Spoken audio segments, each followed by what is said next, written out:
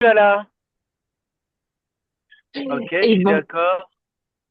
bonsoir et bienvenue sur ce nouvel épisode de Bonjour. la série Bonjour, de la série de Bien-être équin où du coup ce soir on a je trouve vraiment la chance d'avoir Marion qui va nous présenter une thématique un petit peu particulière qui est la maltraitance par ignorance. Du coup je vais partager hop la chouette présentation. Et du coup, Marion, je vais te laisser la parole. Comme ça, je vais gérer les entrants. Super. Et est-ce que ça va pour gérer les entrants malgré le partage d'écran pour toi? Oui, c'est tout bon pour Ok, moi. super. Eh bien, écoutez, bonsoir à tous et merci beaucoup d'être là. Donc, effectivement, j'ai été sollicitée par le SYMPAC pour aborder un sujet de bien-être équin et celui-là, la maltraitance par ignorance, c'est quelque chose qui me tient particulièrement à cœur. Donc, nous allons voir, ce que je vous propose de voir, c'est d'abord de définir ces termes. Pourquoi est-ce que nous pouvons tous être concernés? Je vais expliciter tout ça avec pas mal d'exemples. Alors, je vais passer vite sur les exemples et on pourra revenir à la fin dessus si vous avez des questions particulières. Et puis ensuite, nous pourrons voir comment nous pourrions faire au mieux pour nos chevaux en voyant comment savoir si l'information est fiable et où se former ou quelles ressources utiliser. Donc, Caroline, tu peux passer. Voilà. Donc, moi, je suis Marion Mangin, j'ai un master de physiopathologie. J'ai travaillé pendant 12 ans au CHU de Bordeaux en tant qu'attachée de recherche clinique. Je suis propriétaire de chevaux depuis plus de 20 ans. Je suis coach et guide coach et fondatrice de Cheval Connect. Donc, je voulais commencer par définir ces termes parce que on peut vraiment aimer profondément son cheval et lui faire du mal sans le savoir. Ce n'est pas une question d'intention, c'est une question d'information. Et je souhaite commencer du coup par définir ce terme de maltraitance. La difficulté avec ce terme, c'est qu'il est émotionnellement chargé. La plupart des gens l'associent immédiatement à de la cruauté volontaire, à des coups, à de la négligence visible et grave. Du coup, beaucoup de propriétaires entendent maltraitance et pensent ça ne me concerne pas, je n'ai rien à voir avec ça. Ici, nous allons essayer d'aller un petit peu plus loin. Dans le sens restrictif, qui est plutôt un sens en fait commun, on va parler d'actes volontaires, conscients, qui causent une souffrance physique ou psychologique. Ça, pour moi, c'est plutôt de la maltraitance active, celle que tout le monde reconnaît et condamne. Dans une définition un petit peu plus large, et donc c'est celle qui va nous intéresser ici, j'aimerais dire que c'est toute situation, qu'elle soit intentionnelle ou non, dans laquelle les besoins fondamentaux d'un animal ne sont pas satisfaits et qui génèrent de la souffrance physique ou psychologique. Donc pour ça, Caroline, je veux bien que tu mettes la slide suivante.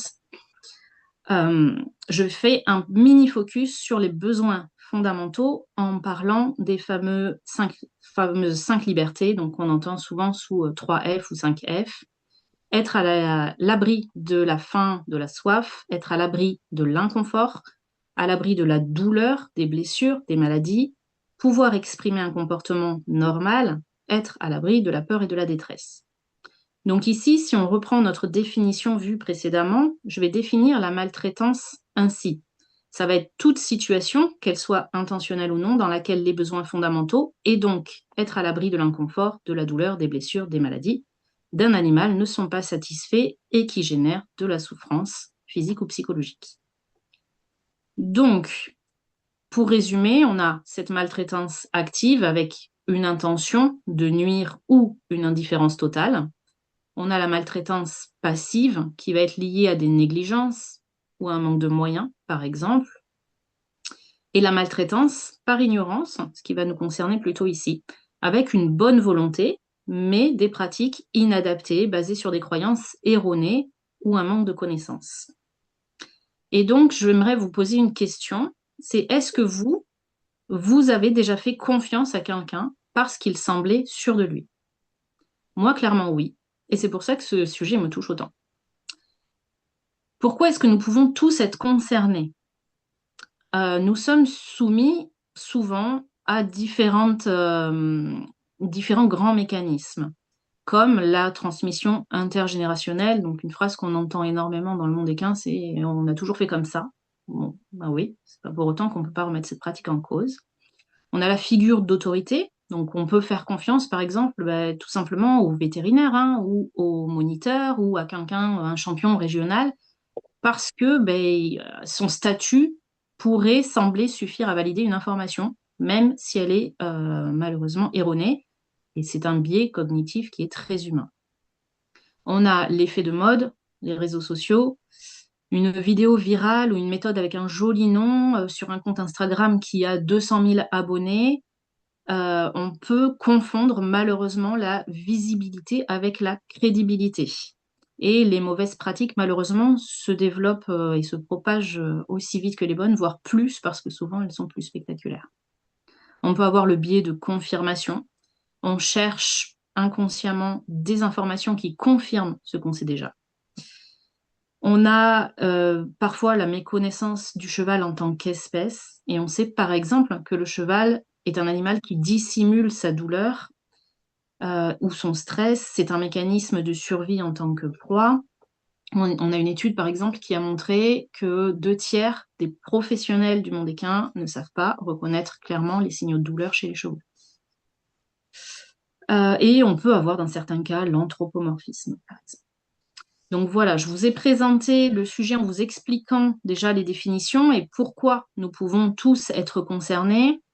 Mais je pense que des exemples vont vraiment être intéressants pour expliciter tout ça.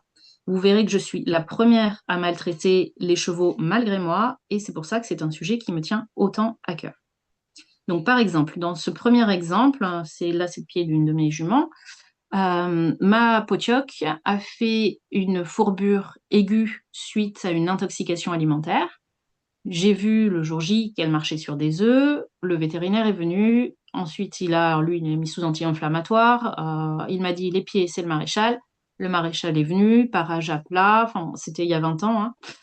Et du coup, voilà, sans plus d'explications que ça, elle a toujours été suivie par des professionnels. Euh, pour autant, elle n'a jamais été correctement réhabilitée jusqu'à ce que je fasse vraiment une formation qui, à ce moment-là, a pu changer clairement les choses, alors que je n'ai cessé d'apprendre la physiologie du pied, d'essayer de comprendre, de la faire suivre par des professionnels. Et en même temps, elle n'avait pas de signaux majeurs de souffrance, loin de là. Elle faisait ses activités normales et on pouvait faire plein de choses ensemble, mais je voyais juste que la boîte cornée se déformait et n'était en tout cas pas normale. Et j'ai pu la réhabiliter au bout de 20 ans. Donc, bah, c'est quand même, je pense, 20 ans de douleur pour elle, parce que quand je vois comment elle galope maintenant, je me dis qu'avant, c'était pas normal.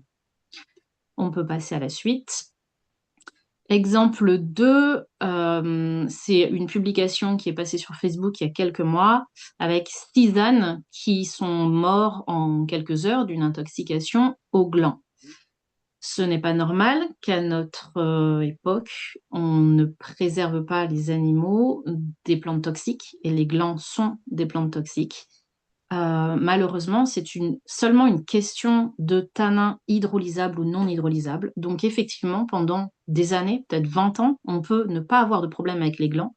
Et puis un jour, le chêne est malade, ou il a souffert de sécheresse ou de quoi que ce soit, il nous sort des mauvais glands et tous les animaux meurent. Et bah, je trouve que c'est un peu dommage.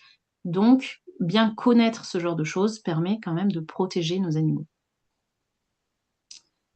Dans cet exemple, alors, ce sont pas les photos que j'ai reçues, j'en ai pris d'autres parce que ça me gênait d'utiliser celles que j'avais reçues, mais c'était typiquement ce type de situation. J'avais reçu en séance Equi-coaching chez moi une propriétaire de chevaux, parce qu'elle voulait travailler juste sur sa confiance en elle, hein, rien à voir en soi avec ses chevaux à elle.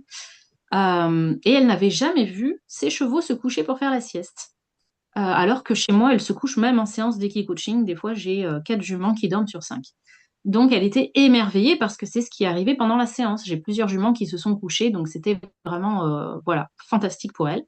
Et quelques jours après, elle m'envoie une photo de son cheval qui était couché en train de faire la sieste, visiblement, enfin pour elle.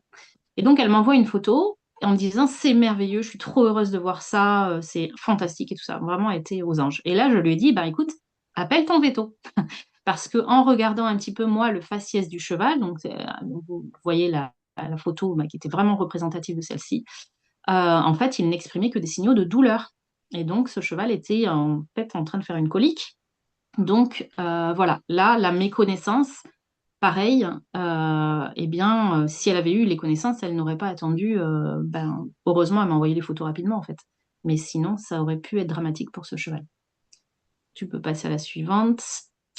Et donc là, on a un cas un petit peu similaire. Ça, c'est une de mes juments aussi, mais un peu différente quand même. Donc là, elle a aussi, en fait, si... enfin, en fait, on n'a pas des signaux de souffrance comme le cheval précédent, c'est-à-dire on a bah, des oreilles droites, les naseaux dilatés alors qu'ils étaient très serrés sur la photo précédente, un œil, on va dire, à peu près normal.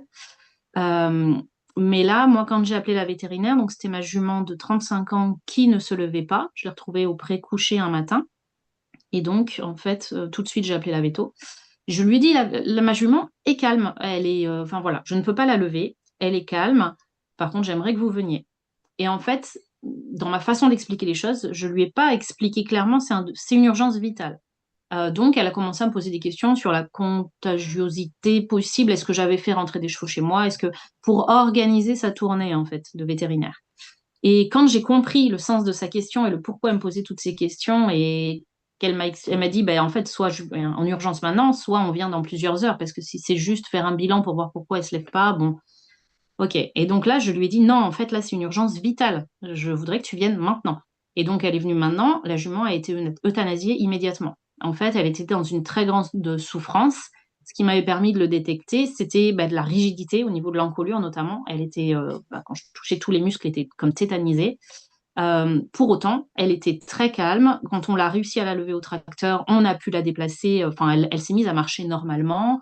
Voilà. Mais en fait, elle avait fait une torsion intestinale et dès qu'on a fait l'écho, qu'on a vu le taux de je ne sais plus quoi, enfin, qui était explosif et tout ça, en fait, il n'y avait rien à faire. C'était beaucoup trop tard et elle a été euthanasiée immédiatement. Sa souffrance, en fait, était telle qu'elle était comme dissociée, en fait.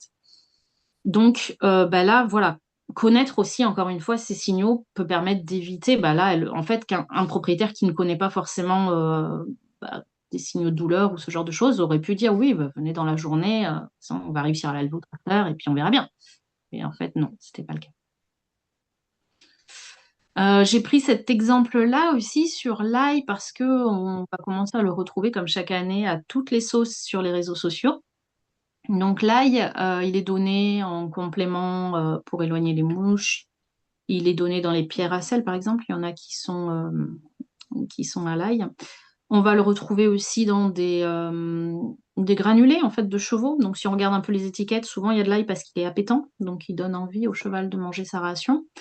Ah bon? Sauf que qu'on ne sait pas, c'est que même en faible quantité, donner plus de 3 semaines d'affilée amène à des anémies et amène à voilà, des problèmes sur le métabolisme. Donc en fait, même à petite quantité, il va finir par intoxiquer le cheval.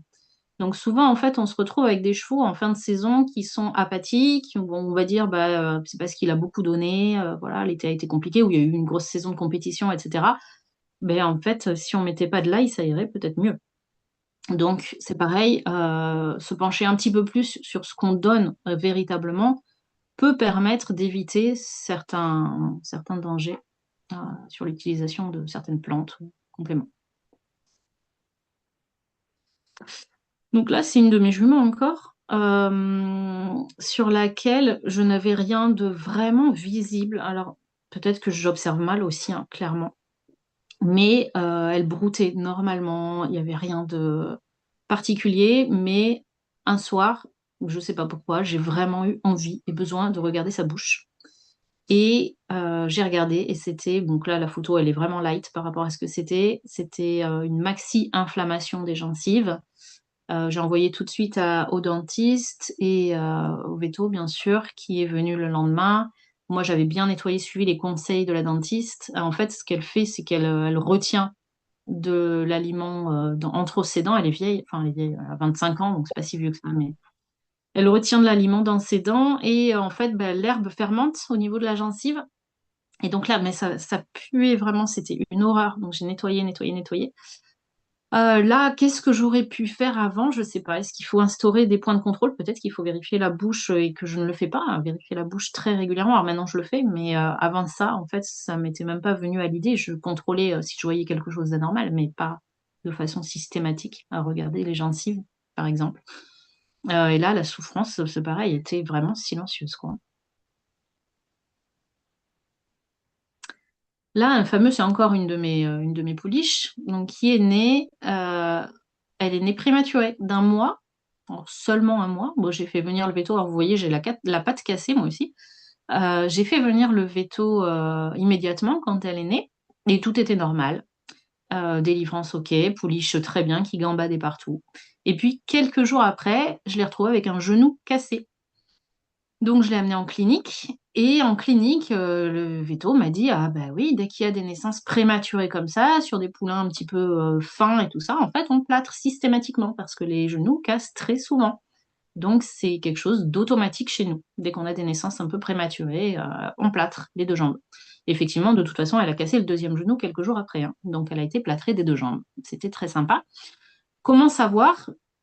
Je sais pas, peut-être encore une fois, bah, essayer de gratter de l'information partout, parce que là, la vétérinaire était venue et jamais ne m'a dit il faut l'amener en clinique et la plâtrer, ou la plâtrer sur place directement.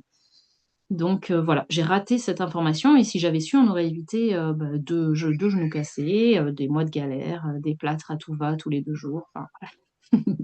Un truc bien sympa pour nous deux, pour moi qui étais plâtrée aussi en même temps. Encore une de mes petites juments. Mais bon, à force d'avoir ce genre de péripéties, je finis par ne rien lâcher. Donc là, c'est un autre exemple qui montre que la persévérance peut porter ses fruits. Au bout de quelques temps, je me suis rendu compte que, enfin, moi, je fais des parages rapprochés, mais au bout d'un moment, ma jument me tombait dessus, littéralement, quand je voulais lui prendre les postérieurs. Donc elle, c'est toujours celle qui a 25 ans. Donc c'est une poney qui est très très bien éduquée, donc aucun problème de ce côté-là, c'était pas un problème d'éducation. Dès que je prenais le postérieur, vraiment, elle me le donnait quelques secondes et puis elle s'affaissait et voilà. J'ai fait venir veto, j'ai fait venir ostéo, j'ai fait venir shiatsu, j'ai fait technique émet, Tansky Energy, crânio sacré, tout ce que j'ai pu. Pour moi, ça venait du bassin. Rien à chaque fois et ça ne portait pas ses fruits. Il n'y avait pas d'amélioration et ça, au pire, ok, ça tenait quelques jours quoi, mais ça pas suffisant en tout cas pour faire un parage. Donc, au bout d'un moment, j'ai quand même persévéré dans toutes ces techniques et j'ai fini par trouver, ah, en fait, il fallait, elle, lui faire comme sur la photo, de la musculation, enfin, de profonde technique Pilates. Donc, j'ai fait ça pendant une dizaine de jours, un petit peu tous les jours, des exercices très simples, accessibles à tous les chevaux, qui renforcent les muscles profonds. Et en 10 jours, elle tenait parfaitement ses pieds et tout repartait comme si elle avait 5 ans. Et je me dis, bah, en fait, si j'avais laissé un petit peu tomber, si j'étais passée à côté de cette technique-là, ben en fait, qu'est-ce qu'il advient après? Parce qu'un cheval qui se porte plus, on peut plus lui faire les pieds, ou alors il faut l'endormir ou faire coucher. Enfin, bonjour la galère. Et puis peut-être qu'un cheval qui sent moins ses muscles à l'intérieur, ben, au bout d'un moment, il va arrêter de se coucher parce qu'il a des difficultés à se relever. Enfin, bonjour, en fait, le cercle vicieux qui va s'enchaîner si on n'arrive pas à résoudre le problème. Donc je suis contente de ne rien avoir lâché. Voilà. Alors celui-là, je l'ai rajouté il y a quelques jours. C'est un exemple que j'ai trouvé passionnant. Un truc que j'ai découvert encore. C'est merveilleux. On en apprend vraiment tous les jours. Donc en fait, la première photo à gauche, euh, la propriétaire appelle, donc fait un entretien classique hein, avec le dentiste. Voilà, donc elle rappelait sur dents, et en fait il restait une petite dent qu'il fallait enlever, enfin un crochet, parce qu'elle n'arrivait pas, apparemment, bah, déjà il fallait de la sédation, et la dentiste était seule et pas habilitée à sédater, et elle n'avait pas ce qu'il fallait pour le faire. Donc en fait elle a dit à la propriétaire, bah, appelez votre clinique veto et réorganisez un rendez-vous, il faudra sédater et tout ça. Et donc, quand elle a appelé la vétérinaire, il y avait une de mes amies qui est dentiste, enfin, technicienne dentaire équin, et qui était avec elle. Elles travaillent ensemble, en fait, cette véto et cette dentiste. Et donc, elle lui a dit, bon, bah écoute, si tu veux, on y va demain ensemble, et puis comme ça, on s'occupe de la bouche de ce cheval. La première photo à gauche, En fait, la première technicienne dentaire était venue. La deuxième photo, c'est la deuxième technicienne. Donc en fait, ce qu'elle m'a expliqué, c'est qu'il y a énormément de dentistes qui font en fait juste bah voilà, les surdents, qui enlèvent les dents quand il y a besoin, mais en fait, ils font pas ce qu'elle appelle une rééquilibration avec des courbes. En fait, alors elle m'a donné plein de noms, je serais incapable de vous les redonner. Il y a plein de courbes dans la bouche du cheval qu'on peut suivre et donc on peut rééquilibrer toute la bouche du cheval pour que bah, il puisse mastiquer correctement. Et notamment, ce cheval, en plus, il est jeune, il a 6 ans et il envoyait balader sa propriétaire dès qu'il était monté, parce qu'en fait, ben voilà, sur des cercles et tout ça, il y avait beaucoup de résistance.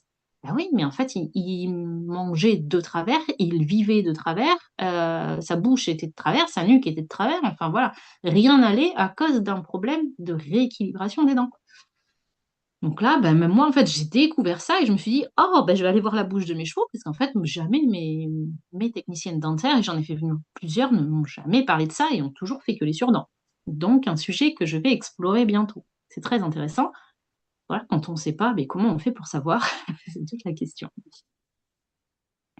Et des exemples, il y en a à l'appel, donc je ne vais pas m'éterniser non plus, mais j'ai vu par exemple sur les réseaux sociaux il y a quelques mois quelqu'un qui utilise de l'huile essentielle de titri dans les yeux pour traiter une uvéite. Bonjour la cata, et c'est surtout méconnaître les mécanismes en fait qui mènent à l'uvéite. Euh, le mâche, parce que j'ai vu des propriétaires nourrir, en voulant bien faire, hein, vraiment, vouloir rebooster un cheval qui avait été malnutri, qui avait été sauvé en fait hein, de l'abattoir, enfin dans des conditions pitoyables. Elle a donné des mâches à profusion. Mais en fait, elle a vidé la jument, complètement vidé la jument. Mais ça, je le retrouve régulièrement, donner des mâches à gogo. Et en fait, bah, c'est pas bon du tout. La phytothérapie qui est souvent utilisée à tort et à travers hein, sans faire attention que en fait, ben oui, la plante a des vertus, mais elle a aussi des contre-indications. Et donc souvent, quand on fait appel à un professionnel, il va d'abord regarder s'il n'y a pas des contre-indications, c'est-à-dire est-ce que le cheval, par exemple, il n'a pas un Cushing, et donc il ne faut pas lui donner ce type de plante, même si ce type de plante serait vraiment formidable pour son arthrose. Mais tout ça, bah, les propriétaires, s'ils n'ont pas l'information suffisante, et moi la première, eh bien, on fait des bêtises avec la phytothérapie. La pourriture de profonde de fourchette, c'est pareil, on la retrouve, enfin, quand je regarde les pieds de certains chevaux, je la retrouve un peu trop souvent, alors que ça génère de grosses souffrances aux chevaux. Et donc, c'est dommage qu'on ne sache pas vraiment observer un pied et se dire, ah ben là, c'est pas normal. Et que si on met un cure-pied, on voit comment le cheval réagit. Ben, j'aimerais que ce type d'information soit beaucoup plus connu et que les chevaux souffrent moins parce que même s'ils ne manifestent pas des grosses boiteries, par exemple, ça va restreindre quand même leur mouvement, leur amplitude, tout ça. Donc c'est vraiment dommage de les laisser en douleur. La PSSM, c'est que des petits exemples, hein. J'ai fait voilà, des campagnes pour faire découvrir cette pathologie qui, pareil, passe souvent, souvent, souvent sous silence.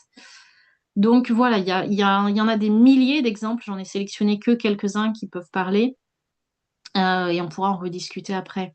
Donc la question maintenant, c'est comment savoir, en fait, par rapport à la fiabilité des informations. Donc j'ai classifié comme ça, et puis on pourra discuter à savoir si c'est pertinent pour vous.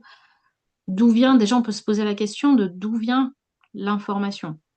Donc, dans le sens de la fiabilité, on a d'abord les sciences. Si on a des recherches vraiment scientifiques avec des consensus scientifiques, ça va être plus intéressant, ça va être les données les plus fiables.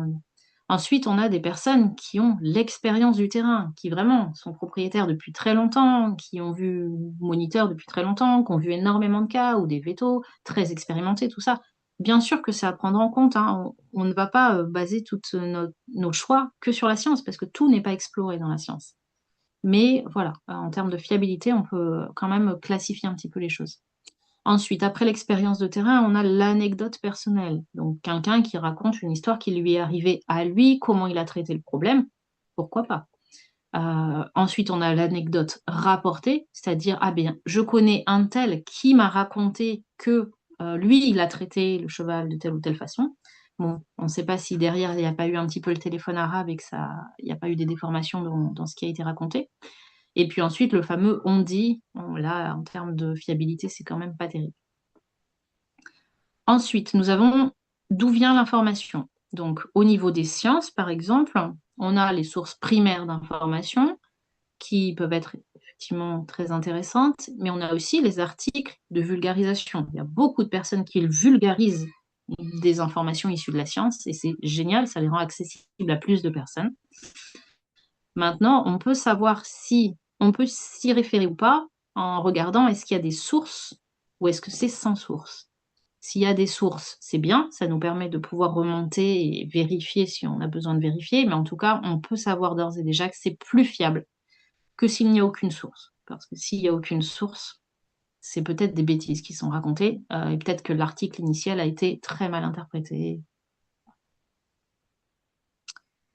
Ensuite, on peut se poser la question de qui parle.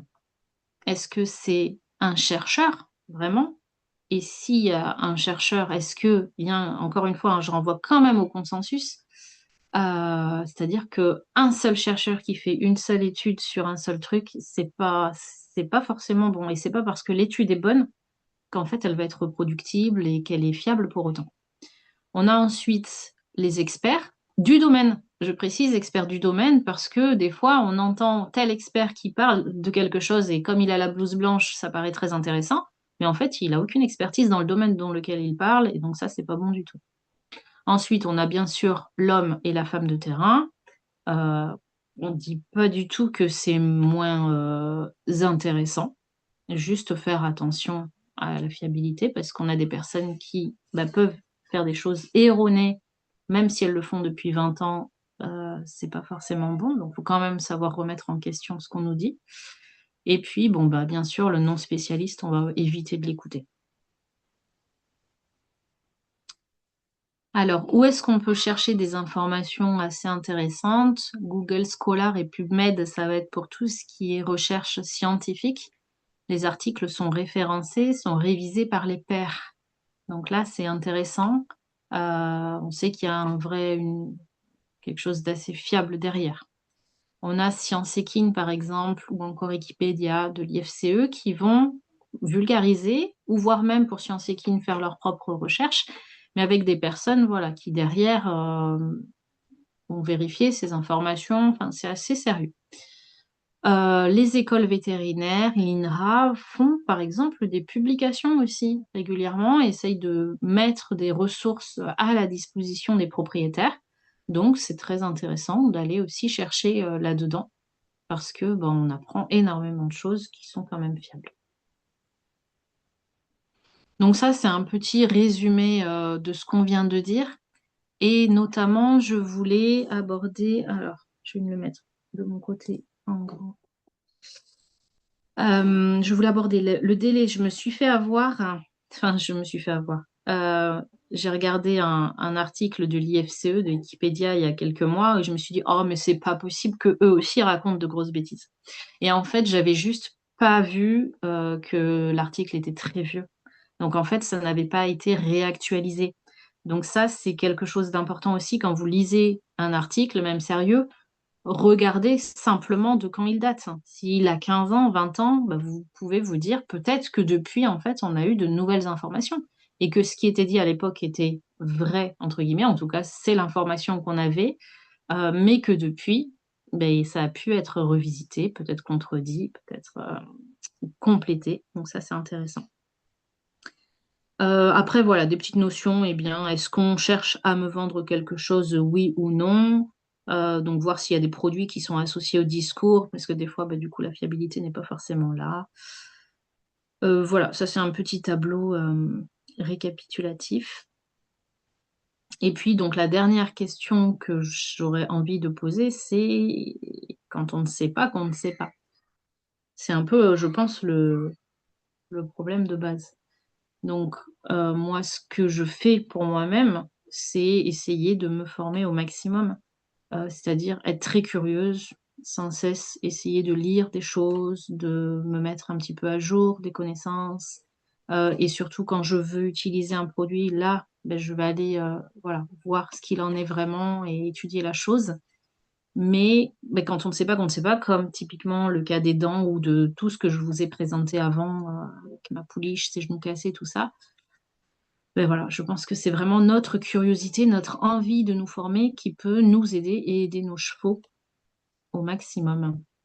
Donc je suis, bah, tout à fait ouverte à discuter de tout ça et voir, bah, vous, comment est-ce que vous gérez la chose? Voilà, si vous voulez partager des informations, des recherches ou quoi que ce soit qui puisse nous aider, c'est avec un immense plaisir.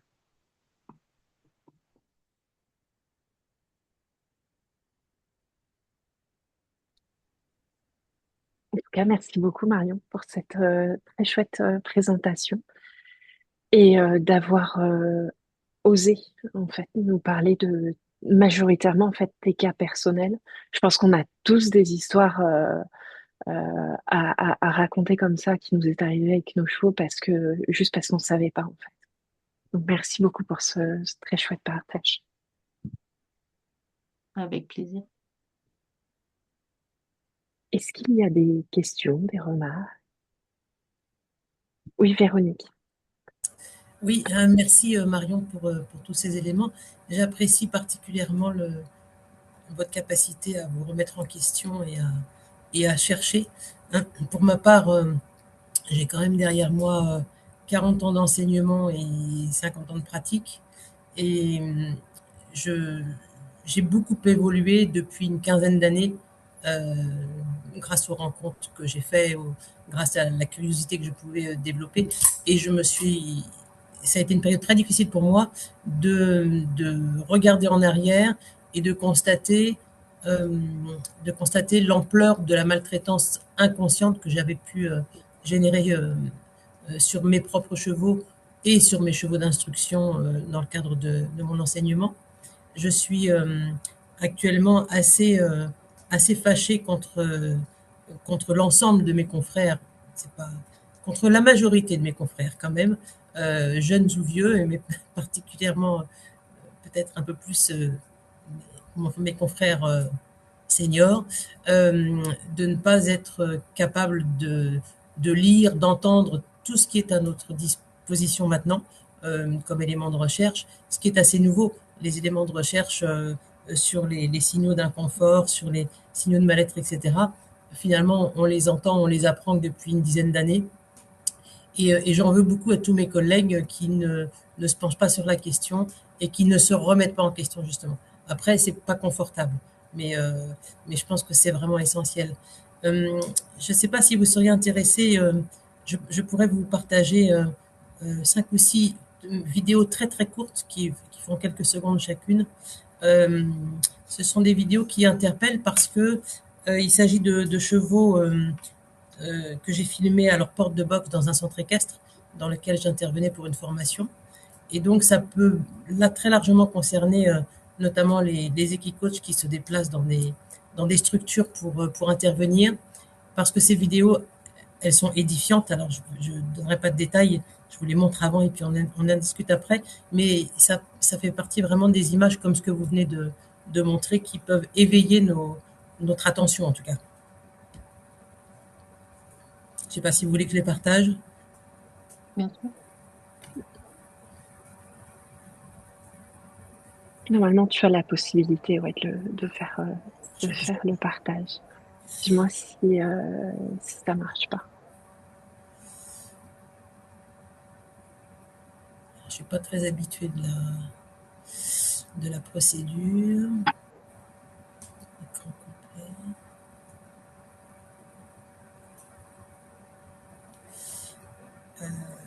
Comment je fais là, vous voyez mon écran ou pas? Non, pas du tout. Bon. Comment je fais? Alors, Sur il y a un la... petit carré, ouais, avec une petite flèche vers le haut écrit partager. Est-ce que vous voyez là? Ça arrive. Ça va arriver, ouais. Bon, je vais les faire défiler. C'est très Allez, rapide. super.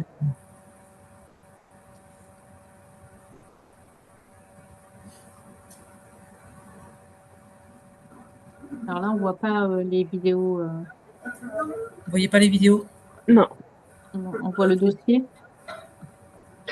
Comment ça se fait que vous ne voyez pas les vidéos? Alors, en fait, il faut que tu arrêtes le partage, que tu ouvres en fait une vidéo et que tu refasses le partage. Alors, j'arrête le partage. J'ouvre la vidéo. Ensuite, là, vous voyez toujours rien. Non. Faut refaire le partage une fois que la vidéo est ouverte. Ça, c'est dommage. Je sais pas si je peux sinon je peux les envoyer Si tu veux, je peux les envoyer dans la messagerie. oui, tu peux les mettre dans le chat et je les partagerai. Oui, très bien. Je fais ça. J'en ai pour une minute. Est-ce qu'il y a d'autres personnes qui veulent témoigner ou qui ont des questions? Oui, moi je veux bien. Merci Marion pour tous ces détails. Et une chose qui m'a frappé, c'est quand tu parles de l'IFCE. Est-ce que tout le monde m'entend? Oui. Oui. Oui. Quand tu parles de l'IFCE, effectivement, j'avais pas capté le fait de regarder l'apparition de l'article parce que régulièrement, je suis un petit peu pas tout à fait en phase avec eux à entre 50 et 80%. Et je pense que quand on n'est pas en phase avec eux, ça vaudrait le coup de leur écrire. Moi, je sais que je suis, ça me va très bien de leur écrire. J'écris facilement à la fédération. Et par contre, là, maintenant, je le ferai. Et si l'article me convient pas, et si bien sûr il est trop vieux, parce que ça vaut le coup, quand on gère nos sites internet, de supprimer les pages qui sont désuètes. Mm. Si le nouvel article est paru. Ouais, je suis totalement d'accord et oui, je pense qu'il faut qu'on manifeste notre mécontentement. Exactement, exactement. Et puis, merci aussi par rapport à ce que tu as dit, par rapport aux scientifiques, parce que comment dire, la carte, je suis scientifique, je sais, c'est très dangereux. J'en ai vécu, j'ai aussi eu mes aventures pour mes chevaux à cause de scientifiques. Donc, par rapport à d'autres personnes que j'ai pu faire intervenir, j'ai entendu que tu faisais intervenir shiatsu. J'ai pas entendu acupuncteur, mais c'est presque pareil, ostéo, etc. par rapport à tes chevaux. Et effectivement, on peut des fois se faire une idée et la personne une personne va trouver le truc et on va avoir en fait nos chevaux qui vont revivre. Un petit peu comme quand tu as parlé de ton Potioc, non, c'était quoi ta jument là qui a fait 20 ans de fourbure là? Ouais, c'est la poterie. Potioc. Effectivement, quand on trouve le truc, c'est quand même super apaisant pour nous, propres gardiens. Mm. Ouais, c'est une grosse Voilà. victoire. Ouais, tout à fait. Puisque moi, je suis là-dedans aussi. Hein, je veux passer ma jument pieds nus, mais bien sûr, je vais tout faire pour qu'elle soit bien. Mm. Voilà. Avec pas mal Merci. d'expérience, etc. Oui, vas-y Marion. J'ai un webinaire qui peut t'intéresser si tu veux. Donc moi, ce que je fais, c'est que j'organise des webinaires tous les mois quasiment, que je mets au départ libre d'accès. Et j'en ai un qui est sur la transition cheval ferré, cheval pieds nus, D'accord, avec plaisir. qui est très intéressant, avec des vétos, des maréchaux, enfin, il y a différents biomécaniques aussi, je crois. Enfin, bon, ça date un petit peu, mais je pense que ça peut t'intéresser. Mm. Avec plaisir, avec plaisir. Donc, effectivement, moi, j'ai été formé il y a 20 ans par un maréchal ferrant pour parer les pieds des chevaux. Mm. Donc, ça fait à peu près 20 ans que je pare les pieds des chevaux, de mes chevaux, etc. Mais j'en apprends tous les jours. Donc, Ouais, c'est ça qui est bien. c'est ça. Voilà. Même le dernier parage m'a appris que j'avais paré un peu court. Allez, Ça si vous repousse. voulez, je peux vous partager les petites vidéos. Du coup, j'en ai 7. C'est bien ça. Allez, commence. Attendez, je voudrais éviter de tout vous partager. Je fais ça. Non, ça vous partage un peu tout mon écran. Vous voyez bien? Ouais.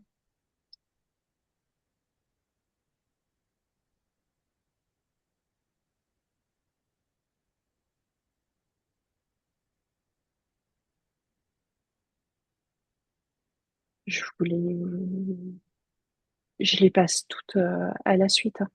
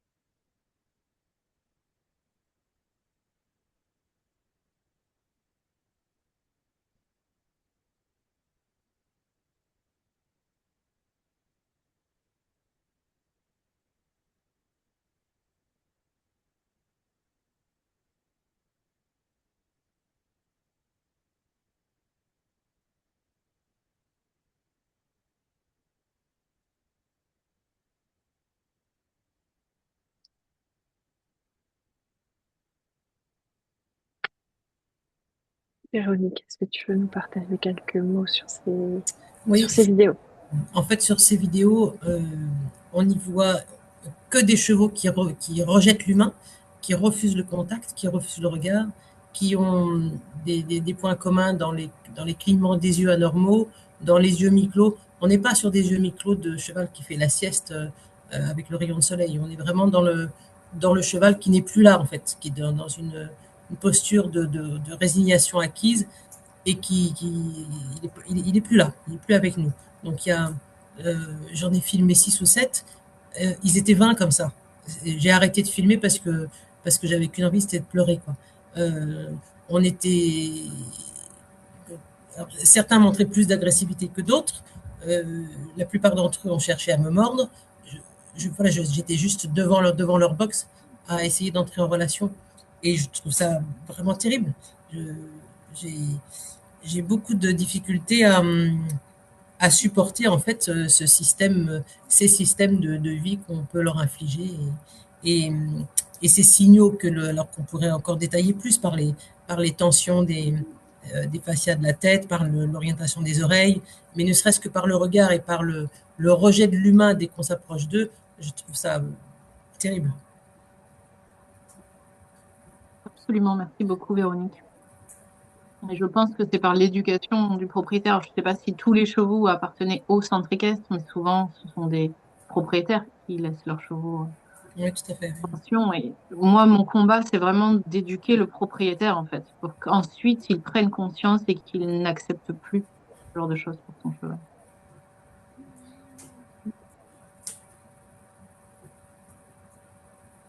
Est-ce qu'il y a d'autres remarques, questions, témoignages?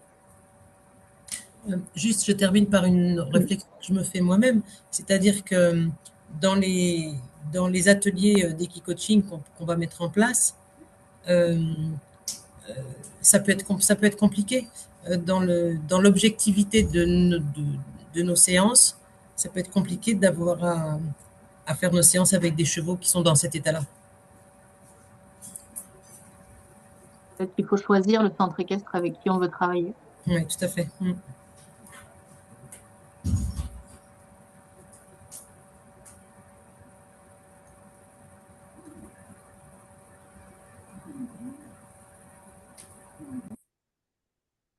S'il n'y a pas d'autres Pas d'autres questions, tout ça. Je vais couper l'enregistrement.